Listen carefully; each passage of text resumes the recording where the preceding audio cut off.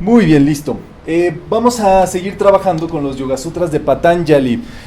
Recuerden, la enseñanza primordial de la cual provienen todas las yogas, enseñanzas de pensamiento, filosofías, religiones. O sea, es el gurú de los gurús.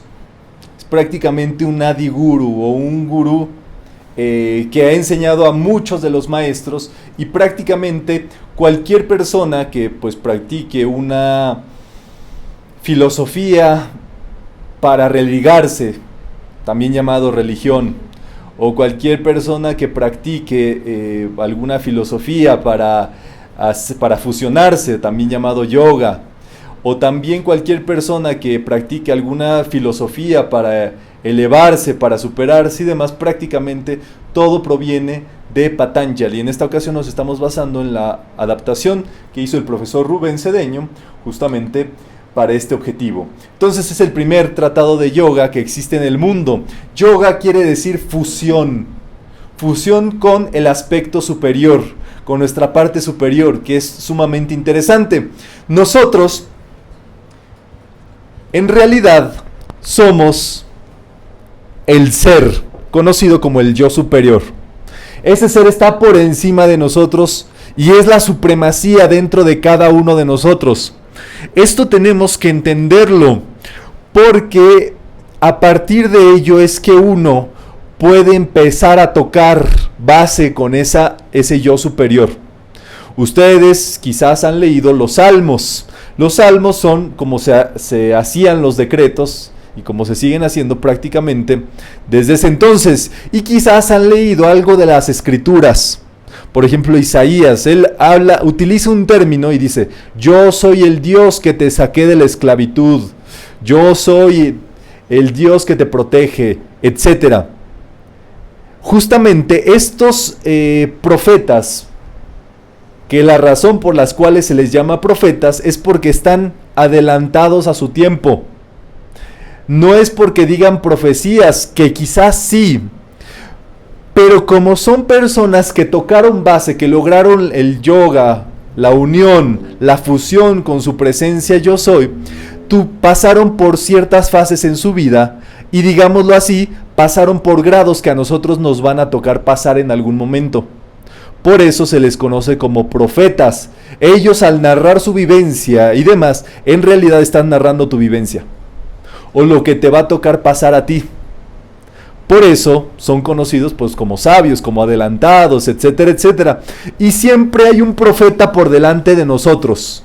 O sea, siempre hay alguien al quien ya le pasaron las cosas y que nos puede ir dando luz en ese respecto de nuestra vida. Pero estos son de los cuales estamos hablando y demás, son profetas supremos, si lo podemos ver así.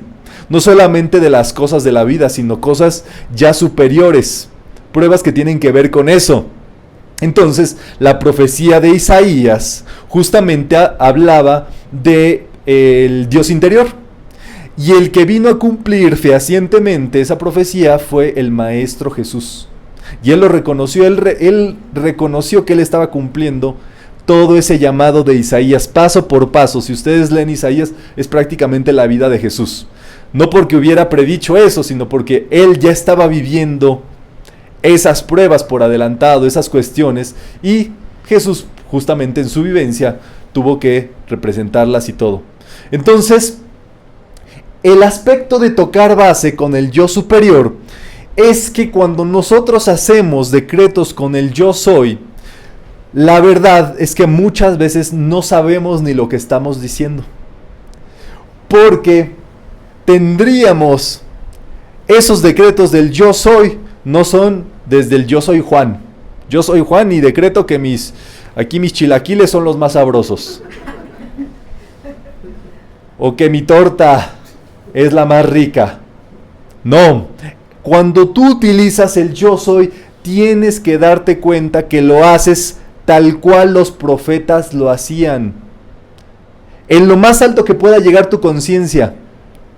Cada quien tiene un nivel de conciencia distinto y el decreto, de acuerdo a cómo te eleves, es como eso, digamos, baja, condensado para tu vida. Pero justamente son decretos desde el yo soy. Yo soy la puerta abierta que ningún hombre puede cerrar. es decretarlo desde el yo soy, o sea, desde el aspecto más superior, más amplio, más supremo y demás, porque es un reconocimiento. Los salmos son ese reconocimiento que se va haciendo consistentemente de ese yo soy. Pero ahora que hacemos los decretos, por eso es importante decretar. Hay un libro que ustedes siempre tienen en sus cabeceras, quiero pensar, ¿verdad? Porque así siempre todos los facilitadores lo ponemos, que es el libro de servicios que está... Hay varios, tenemos varios. Hay algunos por allí, todo. Y entonces, ese libro es para decretar.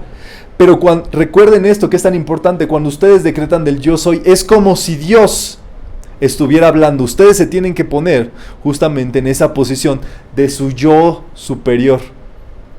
No creer que estamos haciéndolo desde aquí, sino desde allá arriba. Porque en lo que tiene que suceder, que hoy vamos a jugar este juego, si lo queremos ver así, es el juego de la mediación, del mediador. El mediador entre Dios y nosotros es la mente, ni más ni menos. El asunto es que una mente que no está entrenada y demás, pues en lugar de mediar entre Dios y tú, te hace que te pelees con todo el mundo y con la vida, pues. El asunto es ese, que nosotros podamos tener ese mediador en los tres niveles y que reconozcamos a Dios en los tres niveles. Dios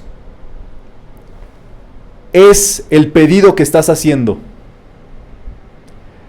Dios es la dádiva que se te va a venir y Dios es el que te lo va a dar, el intermediario. Y esa es una actitud que tenemos que reflexionar cuando hacemos decretos. Porque a veces nos polarizamos y decimos, no, yo soy, y por eso decreto, y yo soy. Pero nos estamos olvidando de la parte de acá abajo que requiere. ¿Me entienden? Desde donde estamos pidiendo, necesitas, qué sé yo, salud. La parte humana es la que necesita salud, por supuesto. Cuando tú decretas salud, yo soy la salud, yo soy la presencia de la salud en mi vida. Y el intermediario entre esos dos es Dios dándotelo. La salud. Entonces por eso agradecemos de antemano y decimos, gracias Padre que ya recibí la salud. Pero mediten bien en esto y toda esta sesión prácticamente va a ser para tocar estos tres puntos de cuando hacemos decreto, que en realidad en metafísico ustedes saben que no pide, porque sabe que Dios está dentro de él, que tenemos a Dios dentro de nuestra conciencia, en lo más alto, en la parte más alta que pueda ser. Entonces tenemos que dar, y el yoga, la religión, lo que ustedes quieran, tiene que ver con reunirnos, con fusionarnos nuevamente con nuestro yo superior, con nuestra presencia yo soy. Entonces, esto es muy importante para que lo hagamos en los decretos. Patanjali, el padre del yoga, es un Maharishi o supremo sabio del segundo rayo dorado de la sabiduría. Por supuesto, toda su enseñanza es del rayo dorado. Hoy vamos a trabajar algo que se llama el Kaivalya. ¿Cómo se llama? Kaivalya. Kaivalya quiere decir divina soledad. Y justamente es parte de un proceso de unión. Es el proceso que llamaríamos desapego en los niveles más, como decirlo así, físico, ¿verdad? Aquí dices, me tengo que desapegar de que me gustan los Choco Crispies o que del pastel de chocolate porque me encanta y bueno, es un desapego, ¿verdad? Los apegos justamente tienen que ver pues con renuncias que no hemos hecho, con cosas a las cuales todavía seguimos pegaditos, ¿verdad? La divina soledad tiene que ver con esto. Justamente, ustedes saben que todas las cosas que existen en el mundo son imágenes mentales. Que primero, por ejemplo, el hombre creó la televisión. Y entonces uno piensa y dice, quiero ver la tele. Pero en realidad, si se dan cuenta, la televisión es un aparato exterior de algo que ya ocurre en tu mente. Tu mente solita no la paras, parece que todo el tiempo le estás cambiando. te pone una historia aquí, otra cosa por allá, empiezas a pensar en tu hermano, en tu hijo, en tu papá, en tu mamá, en la novela. Tú ya estás viendo la novela aquí. ¿Cuál novela? Pues la de tu vida, porque ahí no distingue, ¿verdad? Cuando vemos la tele afuera, decimos, ay no, pues ¿qué le va a pasar al Señor de los cielos? Tú estás peor, ¿verdad? A María de la del barrio y a María Mercedes y a todas las Marías. O la serie que vean.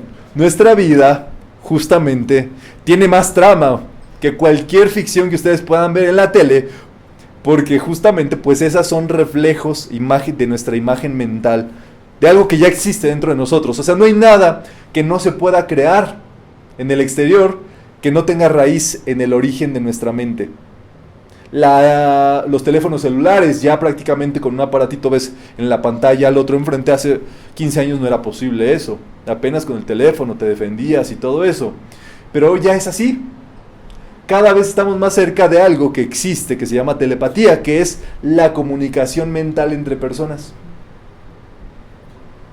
O sea, cada vez es más mental la situación que vivimos. Platicaba antes de venir por acá que hay unas series de época, ¿verdad? De gladiadores, de vikingos, de todo y demás. Y prácticamente ustedes ven ahí que hay sangre, que se meten la espada por allí, y luego les cortan, les mochan una parte y todo eso. Y uno diría, ¿no? Pues, pues ¿qué pasa allí, no?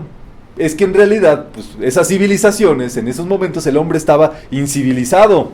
Entonces, ¿cómo demostrabas tu fortaleza mental, tu salud, tu perfeccionamiento y demás? Pues a golpes, a fregadazos, ¿verdad? Entonces, bueno, hoy ya tenemos la palabra, tenemos el poder de la negociación, tenemos tantas cosas para trabajar, pero prácticamente muchas de las personas tienen vidas de Spartacus y de gladiador y de todo eso, ¿verdad? De ahí batiéndose contra todo el mundo. Entonces, ¿qué es lo que sucede justamente? Esas imágenes mentales son originadas en la mente. Todo es producto de nuestra mente, todo es creación de la mente, por supuesto. Antes de que hubiera tele, alguien tuvo que tenerlo en su mente. Un aparato que transmita, que muestre, etc. Antes de que se pudiera haber creado un reloj, alguien tuvo que haber dicho algo que me diga, ontoya, etc. Tantas cosas que creamos con la mente que se vuelven muletillas. Son muletas para andar en la vida. Entonces dices, me quiero relajar, voy a ver la tele. Cuando en realidad, eso originalmente nosotros ya teníamos el programa para relajarnos interiorizado, la respiración, la meditación, la concentración y demás, ¿me entienden? O sea, ocupamos cosas del exterior para satisfacer vacíos interiores que no nos hemos dado cuenta que tenemos, pero que al mismo tiempo existe la forma de subsanarlos, de lidiar con ellos y demás, ¿me entienden? Entonces, toda la doctrina de Patanjali tiene que ver con esta enseñanza mental, de que todos son vórtices de la mente. Y que, por ejemplo, tú tienes un cuerpecito físico porque tú lo sostienes con tu mente y con tu deseo de vivir. Como tienes deseo de vivir y como tienes mente, sostienes el cuerpecito. Si no, ya lo hubieras aflojado. Entonces, esos deseos de vivir son sumamente interesantes y bueno, tienen que ver con esta divina soledad, que ya ven hacia dónde me dirijo, hacia el asunto de que el ser humano, bueno, la parte divina del ser humano, la posibilidad del hombre es de estar en conexión y en fusión sin necesitar nada más en el exterior. Y por supuesto, el primer paso es la desidentificación. Vamos a leer, si les parece bien. Estar pendiente de la ciencia de la unión con el ser interno hace que la persona viva desidentificada de las modificaciones de los asuntos externos producidos por los vórtices de la mente. Muy bien. Los vórtices de la mente, prácticamente todo lo que vivimos lo producimos acá, en nuestra mente, en nuestra imaginación. Por eso es tan interesante, justamente todo lo que tú pienses se va a manifestar. El asunto es que muchas veces al desconocer las leyes, eso se precipita de manera chueca. O sea, eso se desconoce. Por ejemplo, había una persona que me decía, ¿sabes qué? Yo visualizaba, imaginaba que tenía muchísimo dinero y una cartera llena de billetes y todo eso. Y se le cumplió. La contrataron de asistente de un ejecutivo con mucha lana y ella era la que le tenía su cartera. Pero no era su dinero, pues. Entonces, pequeño detalle. Visualizaba muy bien los billetes y se le precipitaron, pero no eran suyos. Entonces, ¿qué pasó allí? Justamente el desconocimiento de los principios, de las formas de llevar a cabo prácticamente de las leyes de la vida, de los principios cósmicos, de hacer oración científica y de todo lo que nosotros estudiamos en cada sesión de enseñanza metafísica. Entonces, ¿qué es lo que ocurre? Pues que nos tenemos que dar cuenta que todo lo que estamos viviendo es producto de nuestra mente. Entonces, si nosotros quisiéramos cambiar algo de nuestra vida, tendríamos que primero cambiar nuestra mente. Cambiar cómo ve nuestra mente las cosas. Y eso es algo que, les voy a decir, les estamos dando picones por donde más le duele a nuestra mente. O sea, que ustedes vengan a la enseñanza en vivo y en directo y que participen de ella y todo, tiene que ver con que ustedes quieren domesticar esa mente, quieren ordenarla, quieren trabajarla, prácticamente como en muchas ocasiones puede ser un toro salvaje en un rodeo. ¿Cómo empezarían a trabajar con ella? Pues como el torero, mareándola por aquí, mira, así, vamos a la charla de metafísica y saliendo nos tomamos una torta hawaiana y ya tienes un motivador, ¿verdad? Una torta de queso, ¿verdad? Una torta de queso. O qué sé yo, los tamales o algo, pues. Algo que te motive, algo, porque la mente por sí sola es perezosa. Ella quisiera estar, qué sé yo, viendo las novelas, o sea, todo recibiendo. Entonces nosotros tendríamos que cambiar algo, por supuesto. Hay dentro de nosotros quizás una voluntad de cambiar nuestra vida y decir, ¿sabes qué? Ando buscando esto. Ando buscando mejorarme en esto. Quiero más lana, quiero más salud, quiero más perfección, quiero tranquilidad, paz, etc. Tendría que haber un movimiento físico tuyo correspondiente con ese deseo que tienes. Y que ustedes vengan es un movimiento físico. Le llamaríamos, si estuviéramos en otra época, es una prueba de fe. Venir a estas sesiones es justamente la fuerza de voluntad demostrada para transformarse. Por eso yo siempre les he dicho que ustedes cuando participan de una sesión están trabajando algo, como que no queriendo, a lo mejor consciente o inconscientemente, pero siempre estamos trabajando algo. El asunto es que nos demos cuenta de eso que queremos trabajar, y entonces como que uno le dedique, y uno dice, ¿sabes qué? Yo me voy a ir a mi sesión de metafísica y se la dedico a esta prosperidad que requiero, se la dedico a esta salud que necesito, le dedico este esfuerzo de estudiar a esta paz que yo necesito para mi casa y demás, ¿me entienden? Entonces es en dos juegos. Vean nuevamente cómo está el pedido, lo que se da y el intermediario. Justamente todo es un ciclo que se va dando de ese modo. De acuerdo al nivel de conciencia, pues hay maestros que pueden dar cosas más tremendas, dádivas más supremas, más sublimes, que por supuesto tienen que ver casi con el fuego del alma y con cosas cósmicas y con cosas interiores muy tremendas, pero prácticamente como es el origen de la vida, la luz, el bien, la paz y demás, cuando tú estás recibiendo, así recibas lo más tremendo y demás, eso te beneficia en tus ámbitos físicos, porque lo físico es lo más exterior de todo. Entonces uno tendría que empezar a trabajar esa cuestión mentalmente. Mentalmente es como un arquitecto. Él hace un boceto, pero dice, ¿sabes qué? Tiene que haber una toma de agua allí, no puedo dejar la puerta de entrada allí. Tiene que rehacer el boceto, mover unos metros la puerta y otra vez, a ver, la disposición de las habitaciones, el cuadro mental perfecto. ¿Cuánto va a medir de aquí a acá? ¿Cuántos metros de altura? ¿Cuál es la vista que se va a dar? Tantas cosas que ocurren en ese inter. Y tú tendrías que ir así con tu vida. Tú tendrías que decir, no me late por aquí, yo necesito por acá, cierro esta habitación porque necesito más espacio acá. Y así vas moldeando y abriendo como ramificaciones donde requieres y cortando las que no quisieras tener por allí. Obviamente, de lo que se trata aquí es de la conexión con lo más alto, con lo superior. Siempre decimos que el hombre es espíritu y materia. Y, se los tengo que decir, hemos andado vida tras vida de un lado para el otro. Una vida espiritual y una vida material. Una vida espiritual y una vida material. Siempre hemos estado en esas vertientes. Y ahora nos toca una vida equilibrada. Estas enseñanzas llegan a ustedes, si son posibles, por el equilibrio que manda la vida, donde nosotros estamos buscando conscientemente equilibrarnos.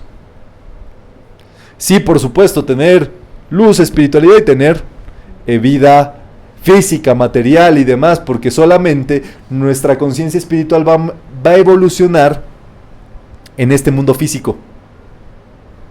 Entonces el yoga quiere decir la fusión, que por supuesto veamos por los objetivos superiores. Y aquí está justamente el intermediario. La mente es un motor y es el único contacto, oigan muy bien, es el verdadero contacto con el espíritu. La mente, si tú la utilizas bien, te puede elevar a alturas insospechadas. Es por eso que nada, como decirlo así, ninguna superstición, nada del astral, ninguna cosa externa te va a llevar a la verdadera conexión.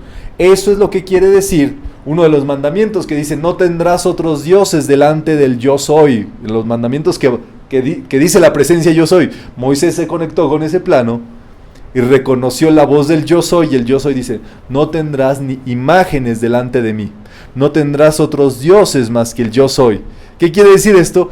Que a partir de esta verdadera fusión, justamente viene todo lo demás, que todas las imágenes, las muletillas y todo eso son lo que decimos que son imágenes, que son apariencias, que son muletillas, pues, que nos ayudaron en algún momento.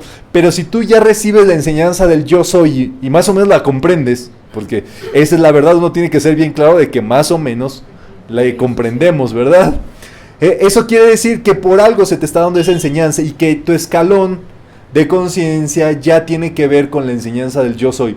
Y tú no le puedes como ofrendar tu conciencia a prácticas que son menos que el yo soy. Entonces como que cortas otra habitación, otra muletilla por allí, otra cosa que estaba allí pendiente, ¿me entienden? Vamos a leer. El cambio de la conciencia es parte del proceso creador y evolutivo. Las prácticas y los métodos no conducen a cambiar la conciencia, pero actúan como destructores de los obstáculos en la evolución. Los vehículos de la conciencia son formados por el sentimiento de individualidad del yo personal. Muy bien, esto es muy importante. Obviamente el cambio de nuestra conciencia es la evolución, es a lo que estamos mandados todos, sí o sí. Esa es la parte bonita. El asunto es que si uno no aprende y si uno no se conecta y no busca esta fusión correctamente, como el yo soy es la fuente de vida, es la presencia universal de vida dentro de cada uno de nosotros, este yo soy se hace retumbar, se hace que se viva su vida sí o sí. ¿Qué ocurrió hace unas semanas atrás? Pues un terremoto en Ciudad de México. Estábamos, pues yo creo que aquí estamos hoy en Ciudad de México. ¿Y qué es lo que ocurre? Se sacude la tierra, se sacude toda la vida. Prácticamente, para que el hombre se dé cuenta de cosas que no había visto antes.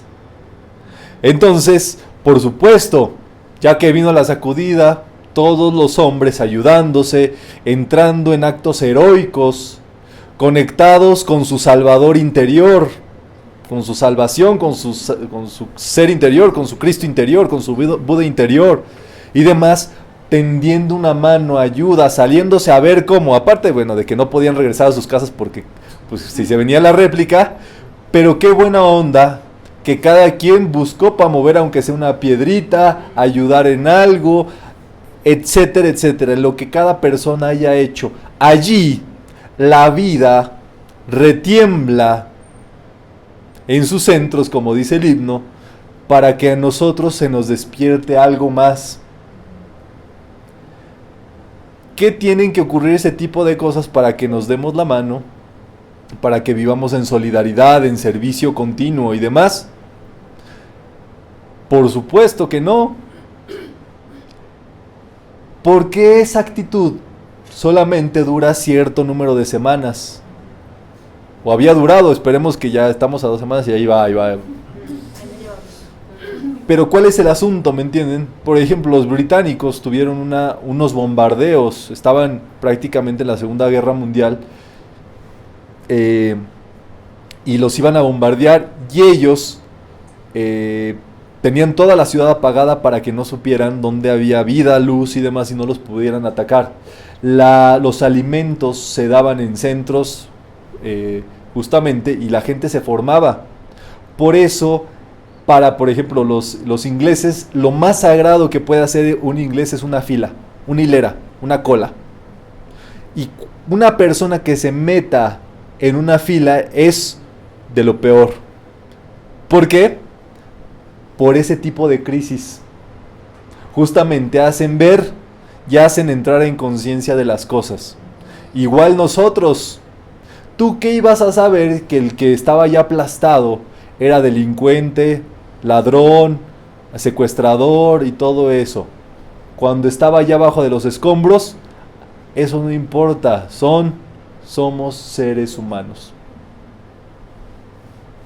Y qué juicio, y qué esto, y qué el otro. Se acaba totalmente todo eso. No importa porque ni sabes quién es. Sabes que es otra vida, que necesita ayuda y que necesitaba echar la mano, y allí todos. Piensen en eso un momento, porque esa es la pregunta, ese es el cuestionamiento que podríamos sostener, y a lo mejor llegaríamos a grandes luces dentro de nosotros. ¿Cómo conservar el espíritu de solidaridad en el ser humano? ¿Cómo hacer que eso se sostenga? ¿Cuál es la causa? ¿De qué se trata todo eso? Y por supuesto, esas son actitudes de personas que tienen conciencia. Por supuesto, a todos nosotros nos gusta platicar de todas esas cosas lindas que ocurrieron después de esa cosa que no fue tan linda, pero que igual ocurrió. Y entonces nos tenemos que dar cuenta justamente de que esos actos heroicos, esas cosas lindas, las perritas que traían ahí la comida, la Frida y la otra, ¿cómo se llama? La Anayansi, no, la Laika fue la de la luna, tú.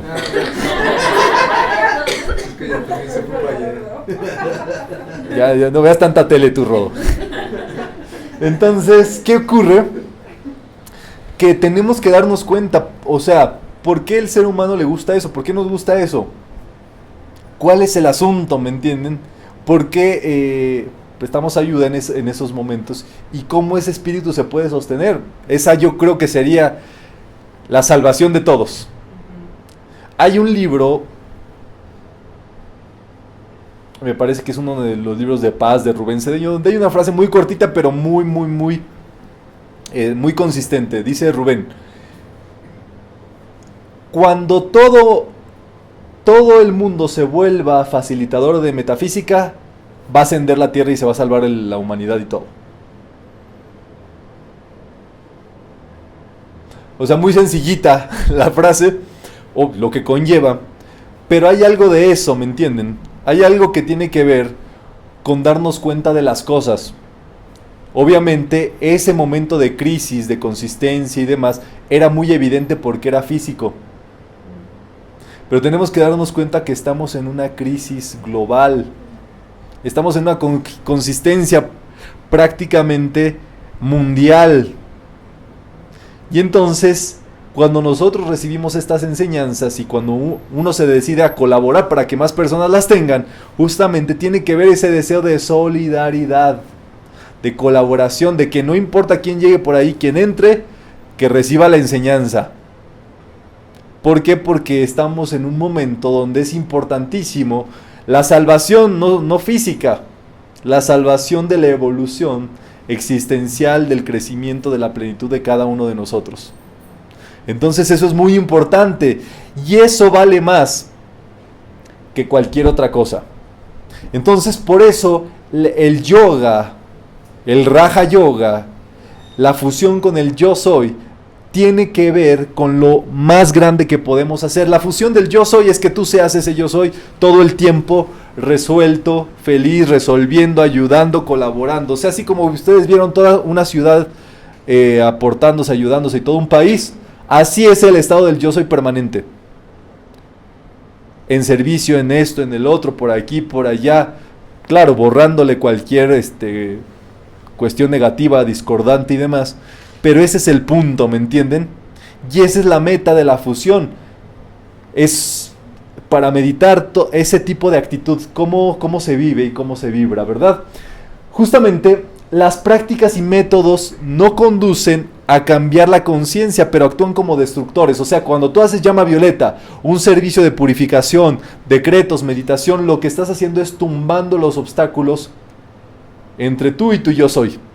Los obstáculos mentales. En la ciudad de la Antigua, en Guatemala, hay un templo dedicado a la Madre Mercedes y a San José. Prácticamente es puro violeta, puro violetudo por allí, ¿verdad? Aparte de que hay un volcán allá al lado.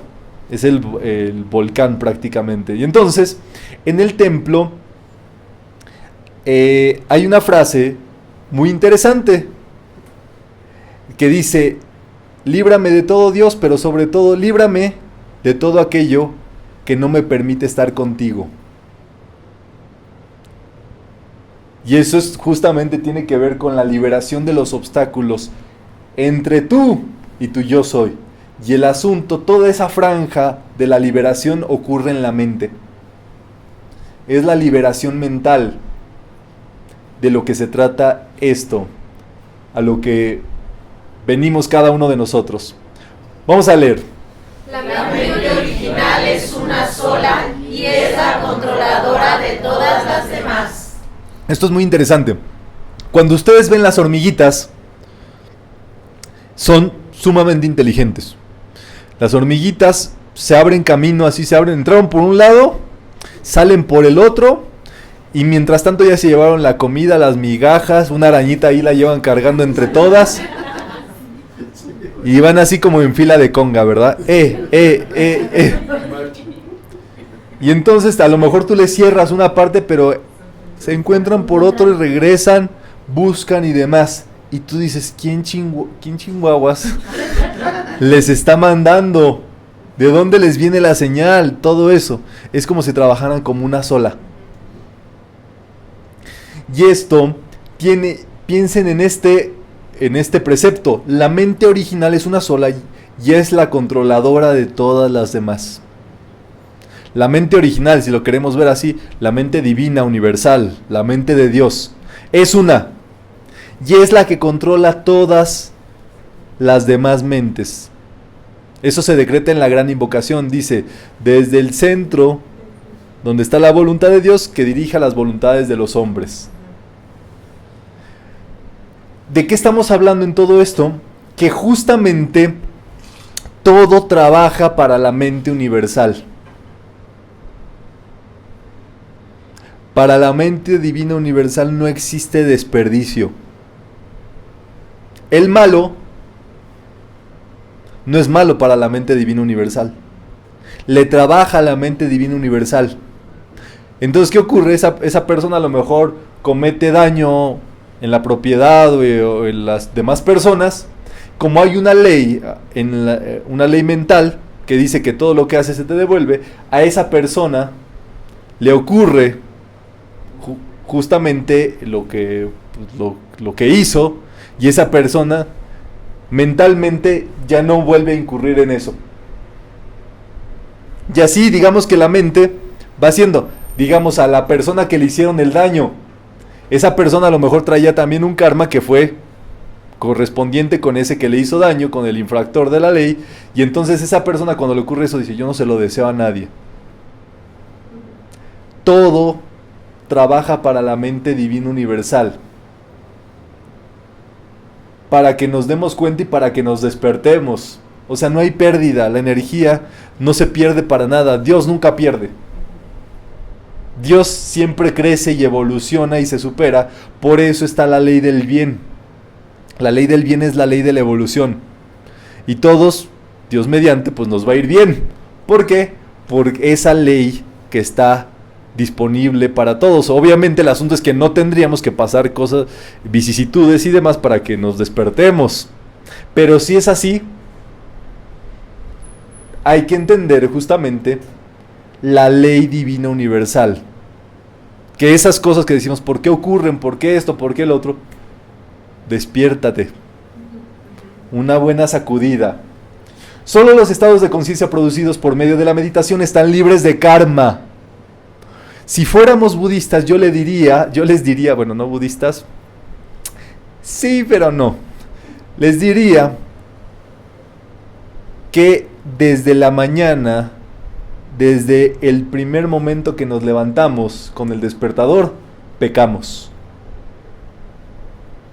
Cometemos errores y generamos karma negativo. Aunque no querramos, el simple hecho de que suene el despertador y digas, ay, no me quiero levantar, ya. Karma mental.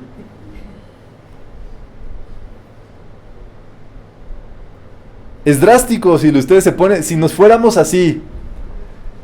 Por eso, una de las situaciones de la filosofía del Buda Dharma,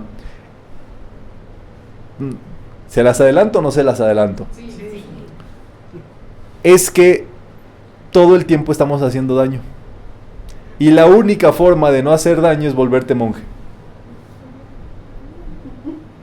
Ya las quisiera ver a ustedes, chicas, chicos. Como que no les queda, por eso se inventó la metafísica, ¿verdad? Porque bueno, no, eso de ser monjecito y demás, pues ya, la era de Piscis, y yo sé que todavía tienen sus deseillos por allí, que no corresponden, ¿verdad?, con los votos que hacen los monjecitos ni las monjecitas, pero está bien. Pero entonces cuando te levantas y dices, no me quiero levantar, ay, esto, el otro, estás pecando. Porque tu reacción natural no es de bien a la vida. ¿Y a quién se le puede echar la culpa de eso? ¿Al despertador, esto, el otro? Simplemente pues son situaciones, ¿verdad?, que se te ponen allí. Ya a todos les gustaría despertarse con el primer rayito de sol a la 1 de la tarde. Despertándose naturalmente, ¿verdad? Y que puedes decir, qué bello mundo, y todo eso. Pero sin lugar a dudas, cuando uno no se levanta con el primer pensamiento de agradecimiento y dice, ay, qué bueno que me despertó este despertador tan estridente, que es lo máximo, que este día es tan perfecto y que va a estar todo fabuloso. No, te levantas como las momias de Guanajuato, ¿verdad? Y en lo que vas al baño, te reactivas, esto, el otro, ya cometiste como varios pecadillos por ahí. Bueno, en sí, eso digamos, pues yo le estoy hablando de errores que son, pues digamos que se juntan con bastantes cosas, pero son cosas colaterales del vivir, hasta que no nos desarrollemos. Pero aquí nos dice Patanjali que solamente dejamos de producir karma cuando entramos en meditación. Es la única forma de no cometer karmas, de no tener karmas. Pasártela meditando, tal cual como los monjes. Entonces, es sumamente interesante. Los actos del alma que está liberada no son negros ni blancos, pero de las personas que no están liberadas puede ser blancos, negros y mezclados. Las personas liberadas, por supuesto, las personas que han adelantado alturas dentro de su conciencia, que están, qué sé yo, haciendo cosas de amplitud, etcétera, etcétera, sus actos son actos naturales de la mente de Dios. Y como para Dios no existe el bien y el mal, esas personas no están ni bien ni mal. Simplemente son personas que les toca dar el plan y el designio de Dios para el mundo. Entonces, piensen en eso un momento, porque todo prácticamente se vale, Dios se vale de todo para prosperar la vida y para prosperarnos a nosotros. Muy bien. Los deseos se producen de forma consecutiva. ¿Qué quiere decir esto?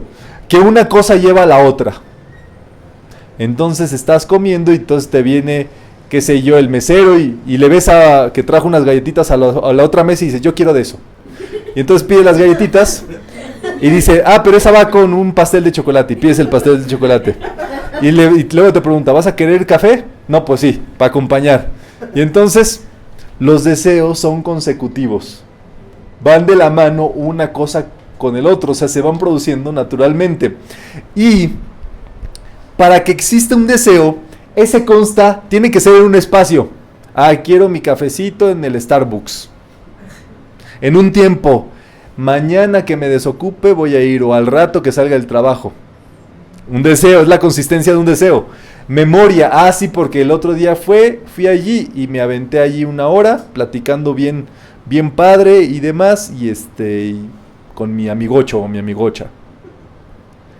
Y impresiones, o sea, te mueve algo prácticamente eso, ¿verdad? Y por eso lo quieres seguir haciendo.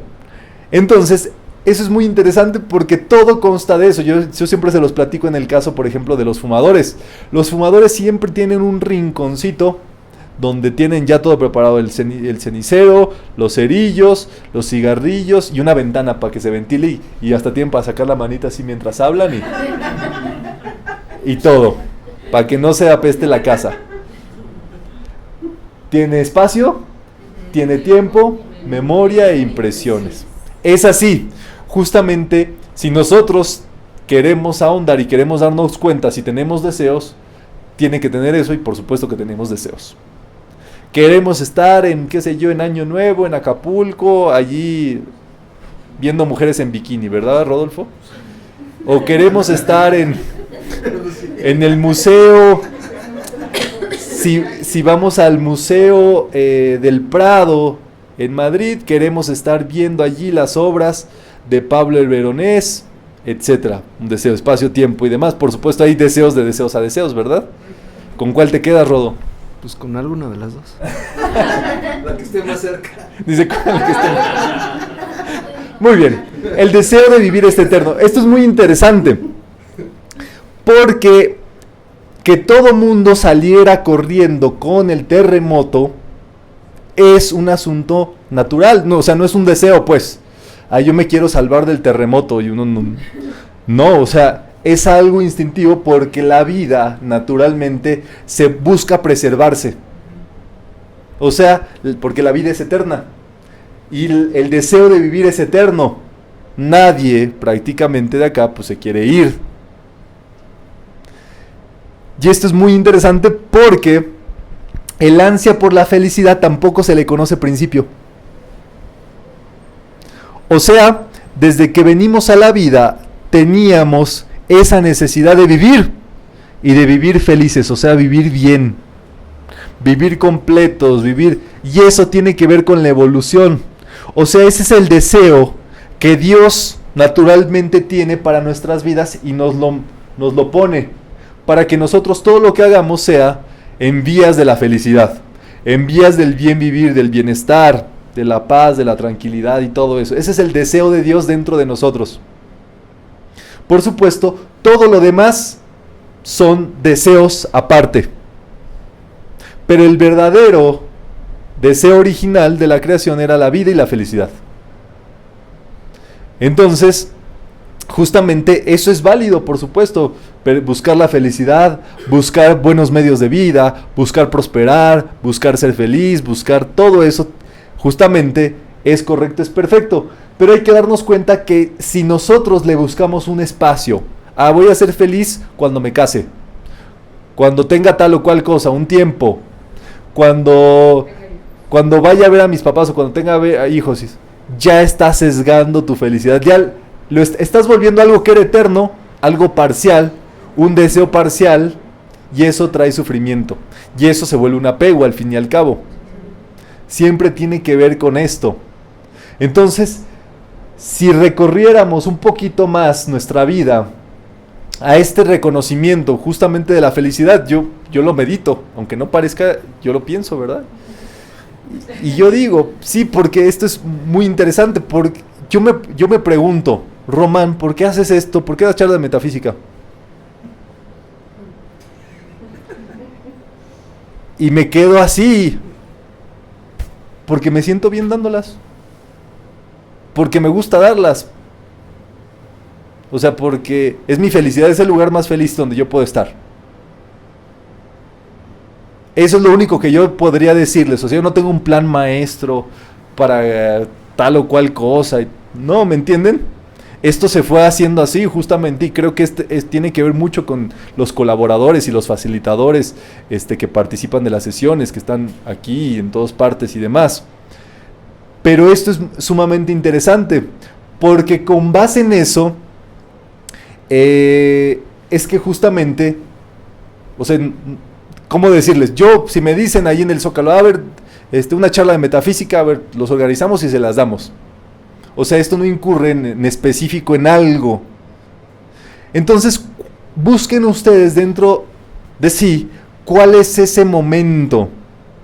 ¿Cuál es ese punto de encuentro que ustedes tienen con la felicidad, con su bienestar? Y es permanente. Y me he preguntado, bueno, ¿y qué, y hasta cuándo lo puede seguir haciendo? Pues hasta que esté cuerdo y hasta que yo quiera, hasta que... ¿Me entienden? O sea, no estoy limitado a poder acceder, a poderle hablar de metafísica a alguien en algún momento de la vida.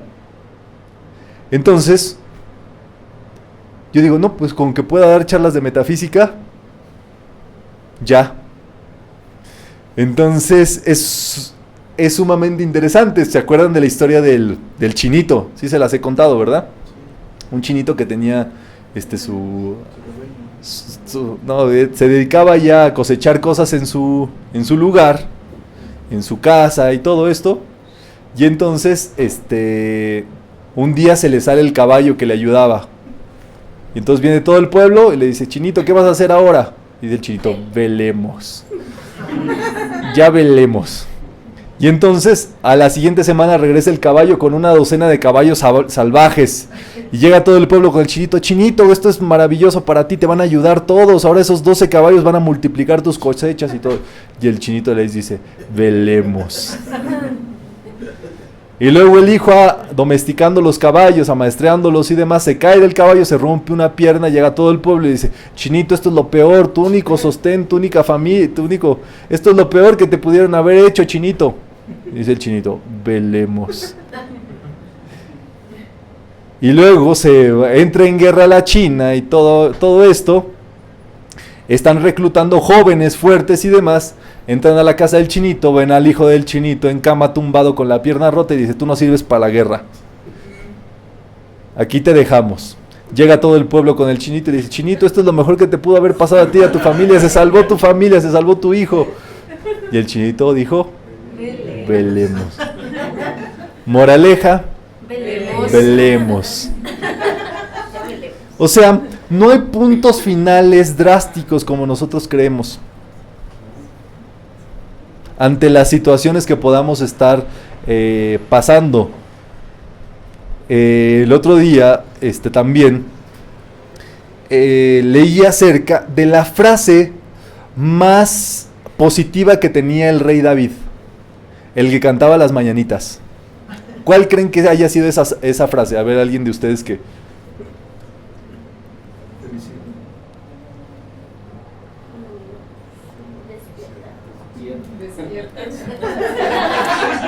Recuerden que el rey David es el que compuso los salmos y que tocaba su arpa y todo. Y él tenía una cosa muy sabia para sentirse bien. Era una simple frase, pero quizás esta frase también les pueda a ustedes traer felicidad instantánea. Y ojalá perpetua y duradera y todo, ¿verdad? Y él decía una sola frase para ponerse feliz. Esto también pasará. Y se ponía feliz con eso. Esto también pasará. Sea lo que sea, esto también pasará. O como diría el chinito, velemos.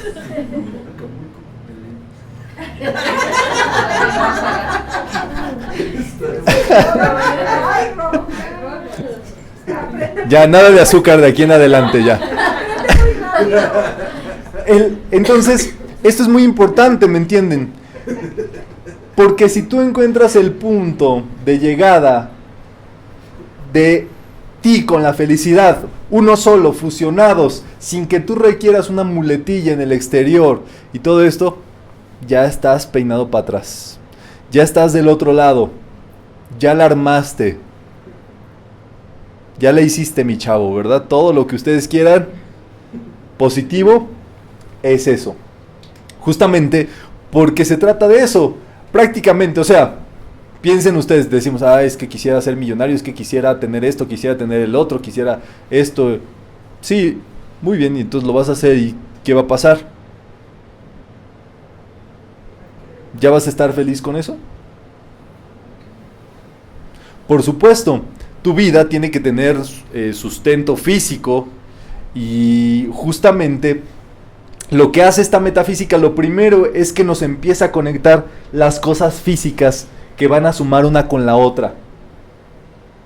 Entonces, es por eso que, bueno, no somos espirituales, esta enseñanza no se trata de espiritualizarnos, porque díganme, ¿cuál sería un logro espiritual? Pero ¿cómo te das cuenta que tienes un logro espiritual?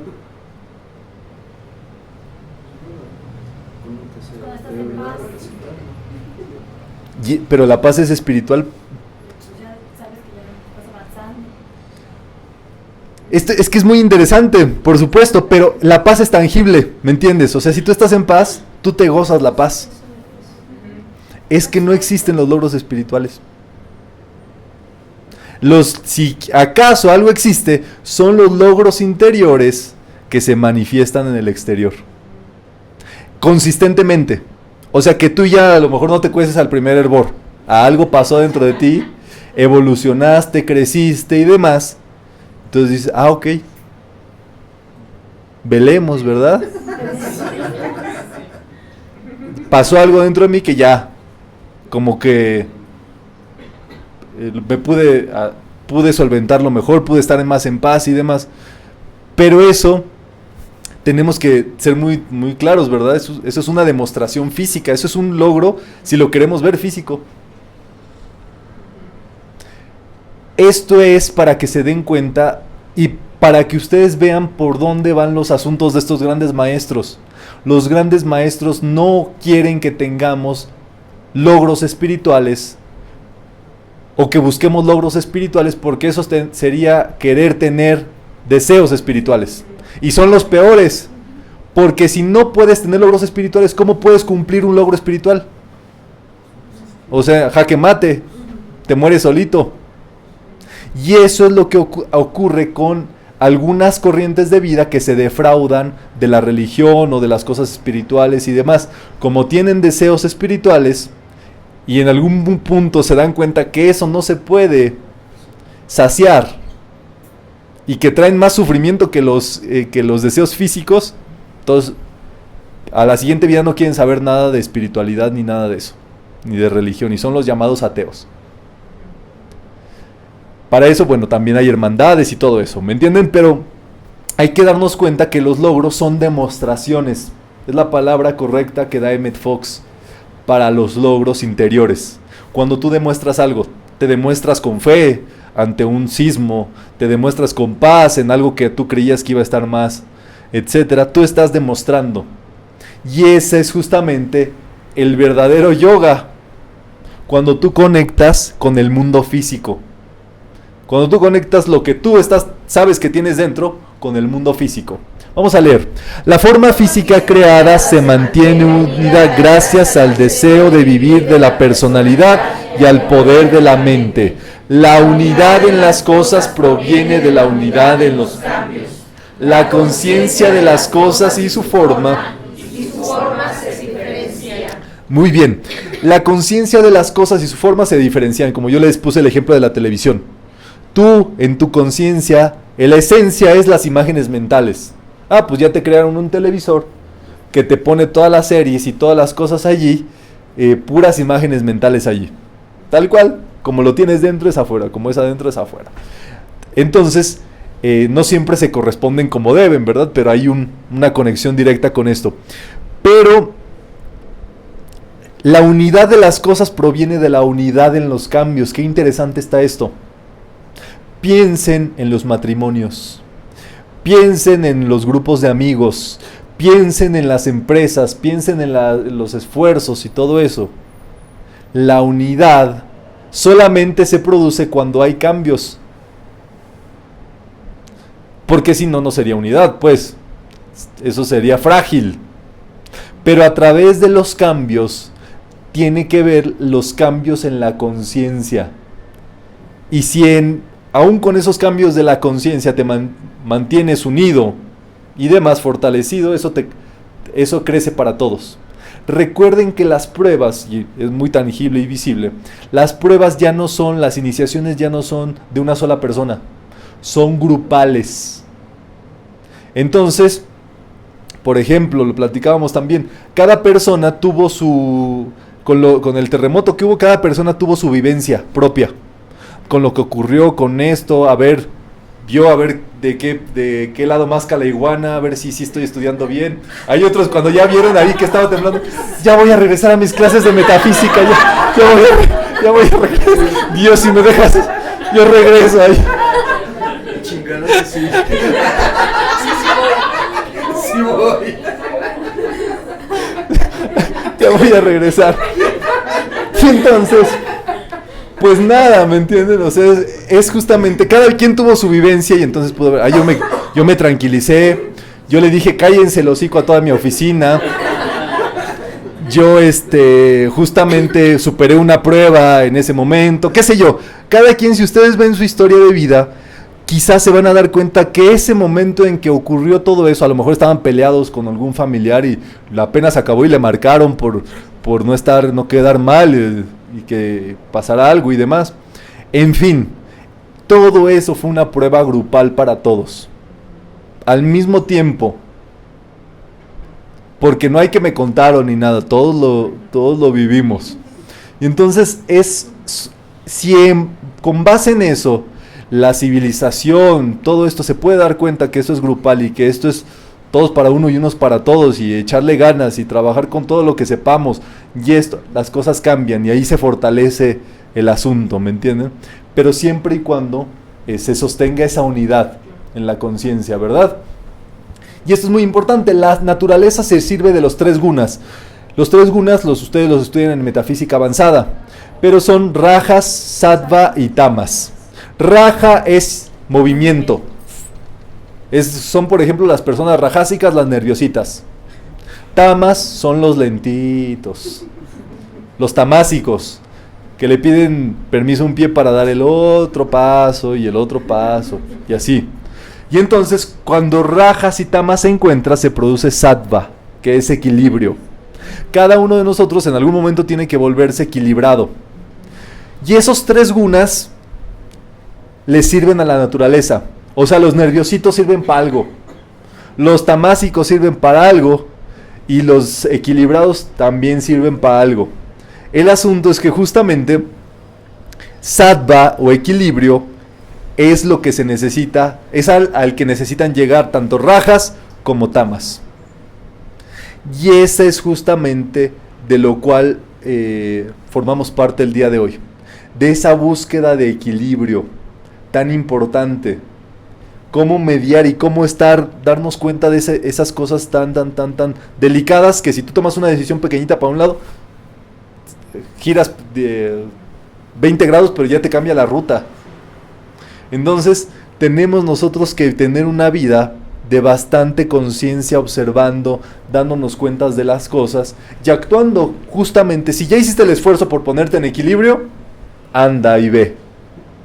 Es el justo medio, el camino de en medio, entre las dos fuerzas. Es la mezcla de Oriente y Occidente, de los dos polos, de las filosofías, de las conciencias, de todo eso. Es el camino del medio que daba el señor Gautama Buda. Entonces, todo le sirve a eso. Por ejemplo, un nerviosito, pues que le haga cosas a un tamásico, despierta al tamásico y equilibra al nerviosito.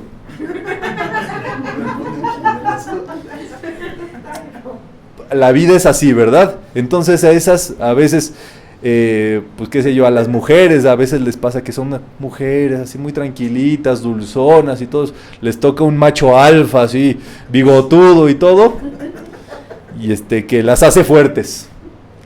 Y luego el bigotudo se vuelve sensible y hasta llora.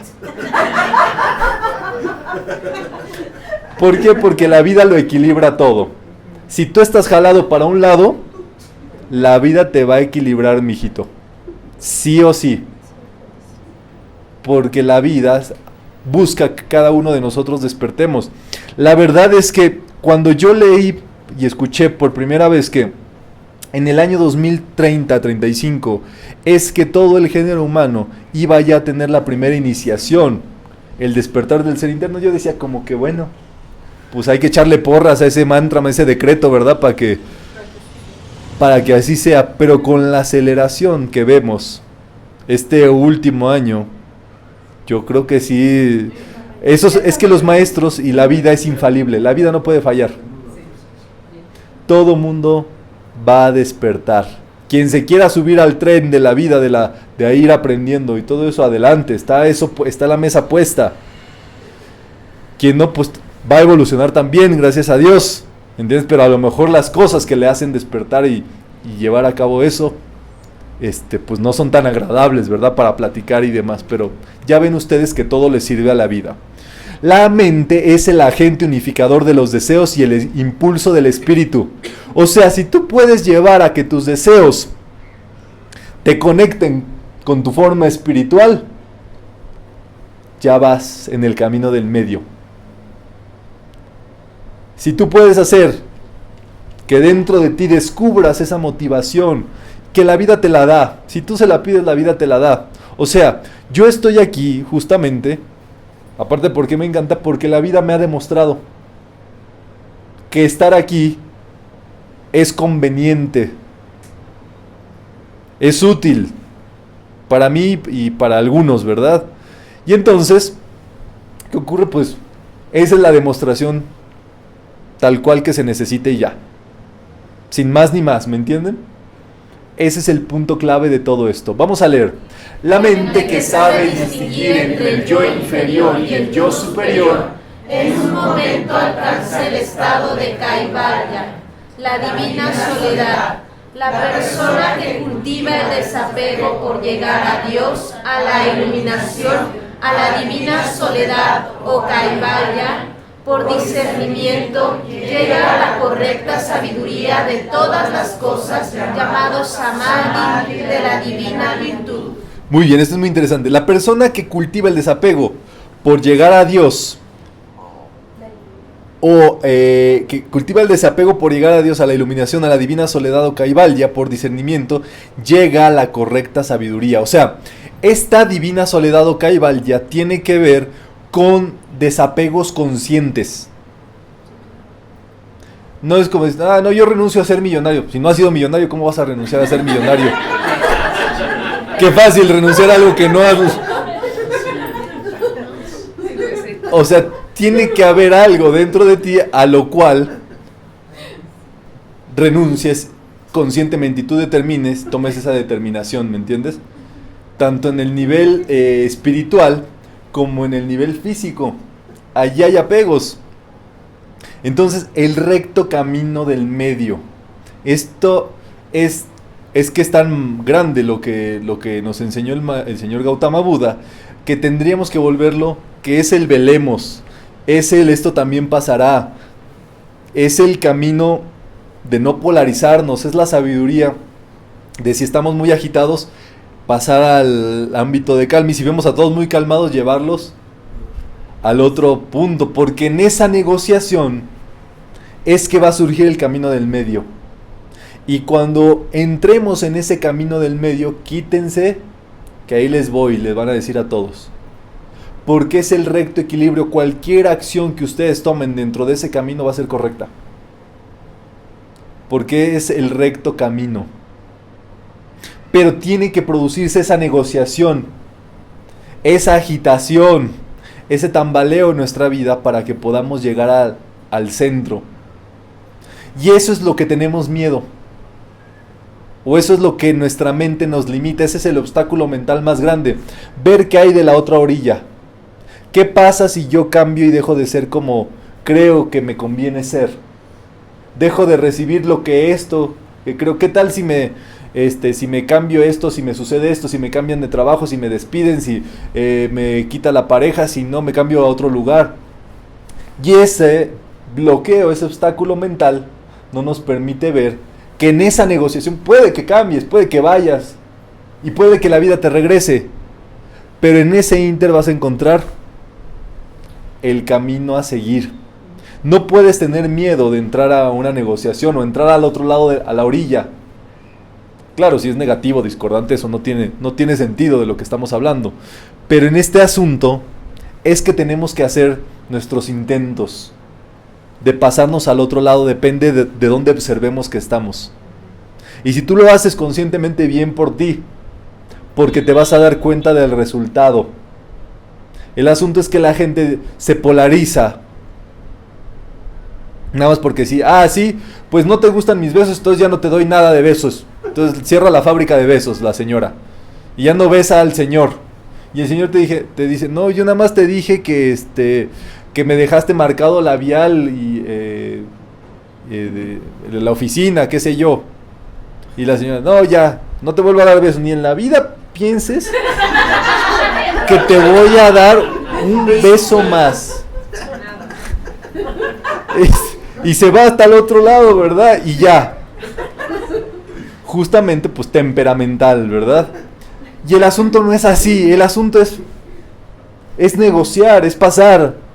Como sí, como no, y ver cuál es el modo, porque obviamente pues, como seres humanos tenemos barreras, estamos protegidos y somos vulnerables, pero tenemos que aceptar esa vulnerabilidad. ¿O quieren más pruebas de que somos vulnerables? Somos vulnerables, así seas quien seas, estamos todos expuestos. Nuestra vida es muy bella, pero es vulnerable, es delicada, es una flor muy, muy, muy suave, es una flor de loto, esa es la metáfora de la flor de loto. Algo tan precioso, tan delicado en un pantano asqueroso. Nuestra vida es así. Y la tenemos que tratar justamente con esa delicadeza, con ese respeto a la vida de los demás, con el respeto a la propia, para que nos demos cuenta de esto. Y por supuesto, que todo vale la pena. Si algo ocurrió positivo y si algo se despertó, si algunas conciencias se despertaron con esta sacudida, el bien oculto ya se demostró. Muy bien, entonces este es justamente algo que tenemos que hacer.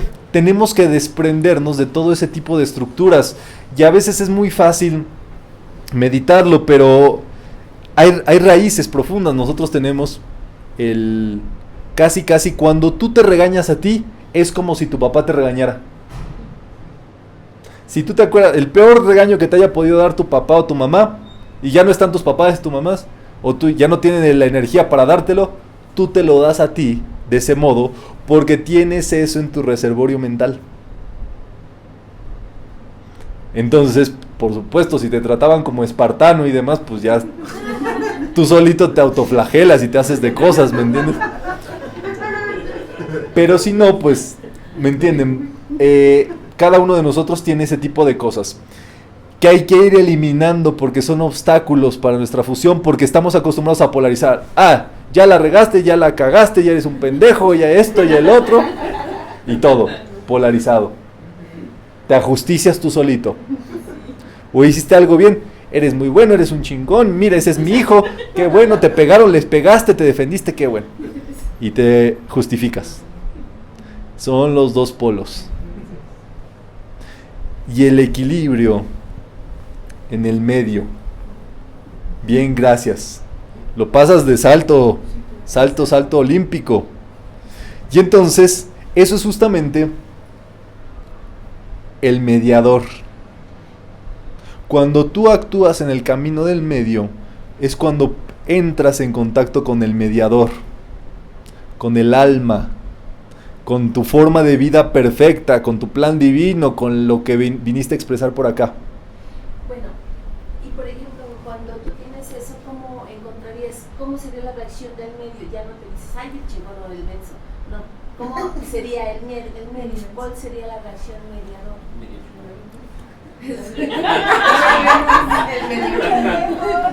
Ok. Tiene muchos nombres. ¿Cómo sería la reacción cuando uno encuentra el medio? Ya no te vas ni para acá ni para acá. Sí. O sea, ¿cuál sería la reacción cuando uno encuentra en medio? El medio. Nosotros le llamamos en metafísica observación. solo lo ven.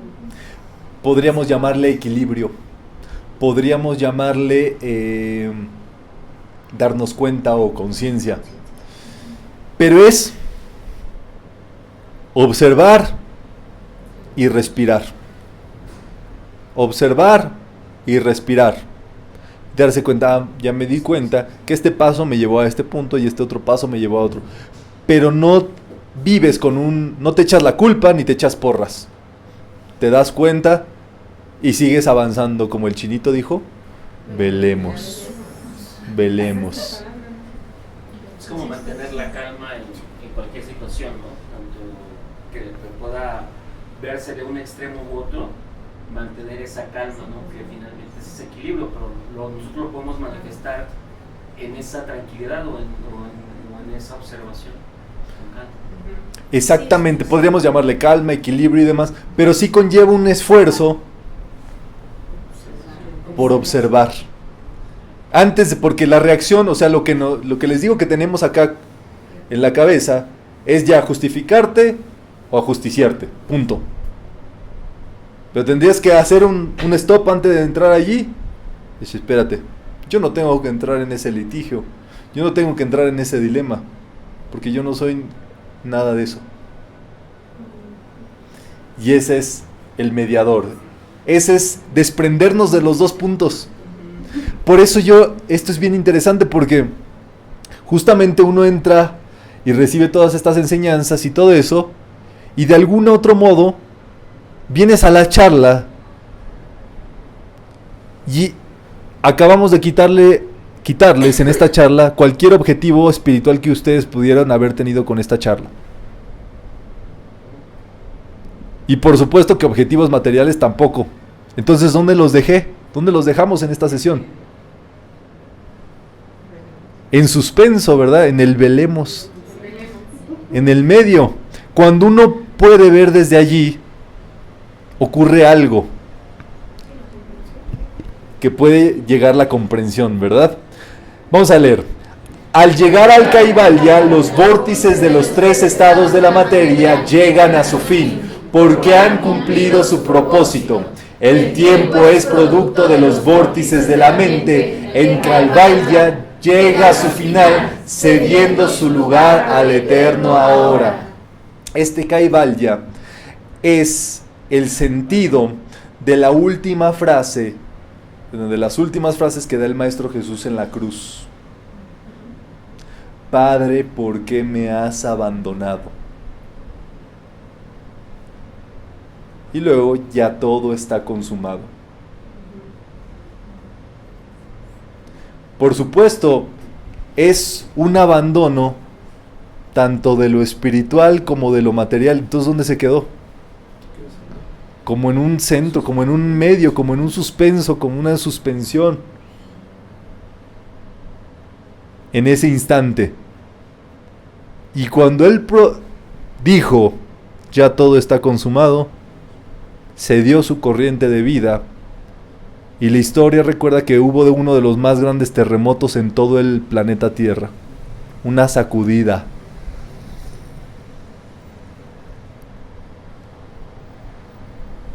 Cuando su sangre derramó, ¿verdad? El mundo despierta con base en las sacudidas, y con base a lo que las experiencias y con base en las vivencias de otros seres y pues que nos van compartiendo y todo. Muy bien, cuando los tres estados de la materia ya no afectan a la personalidad y la conciencia espiritual pura se absorbe en el divino uno, se manifiesta el Kaivalya. Justamente, tanto los gunas, que es la materia en movimiento, como lo espiritual, se fusionan en el uno solo. Se absorben y se fusionan. Y es que un ser humano podría estar ya en su divino centro, ¿verdad? ¿Dudas de esto que acabamos de estudiar? Bueno, seguramente hay muchas, ¿verdad? Pero para seguir viviendo. Muy bien, vamos a recordarnos esta senda de la tranquilidad mental que nos da Patanjali. Número 1, ser simpáticamente amistoso. Número 2, tener ternura y amor compasivo. Número 3, ser alegre. Número 4, poseer firmeza de propósito. Número 5, no perturbarse por el placer o el dolor, el bien o el mal. Justamente la tranquilidad mental, el equilibrio que cada uno de nosotros necesitamos. Y prácticamente, si ustedes se dan cuenta, en la contingencia que acabamos de vivir en Ciudad de México y demás, a ver si no valoramos la amistad, la compasión, el ser alegres, el tener un buen propósito de nuestra vida y el no perturbarnos. Por supuesto que en estas cosas todo eso ocurre. Muy bien, todo claro. Bien, vamos a hacer nuestra donación para esta sesión, para que estas actividades se puedan seguir sosteniendo y así poder tener más sesiones.